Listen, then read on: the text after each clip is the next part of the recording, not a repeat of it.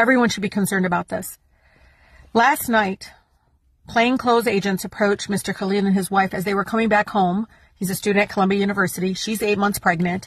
They're coming back from Iftar because it's a holy month of Ramadan. And they get approached. And at first, again, they didn't identify themselves as Homeland Security agents.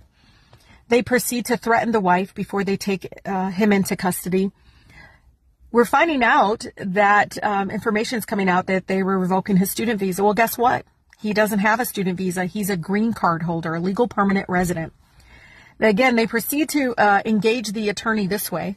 He or she asked for a warrant. They hung up on them.